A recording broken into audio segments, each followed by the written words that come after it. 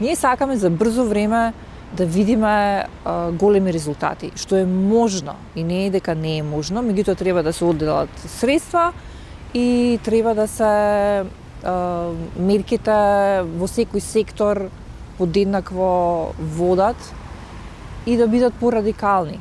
Значи, ако е за возилата, тие што се прва еколошка категорија, кога е грејна сезона, само тие да можат да возат во делови, например, каде што имаме јавен транспорт, за Скопје се зборувам конкретно.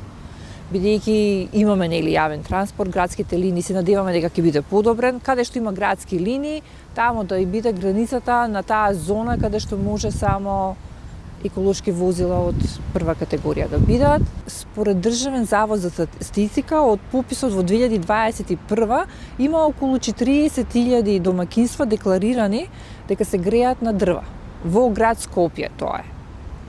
Ако земеме дека се 40.000 и ако сакаме навистина да го намалиме бројот за брзо време, онда ќе кажеме во 2025 ќе доделиме, не знам, 10.000 инвертери, наредна 10.000 секоја година и за 4 години под услов на сите. Сега нема сите да преминат да го сменат начин на грејење. Ние кажуваме за тие што нема да го сменат начин за грејење, да поставиме филтри и да се реши веќе тој проблем каде што извор се домакинствата.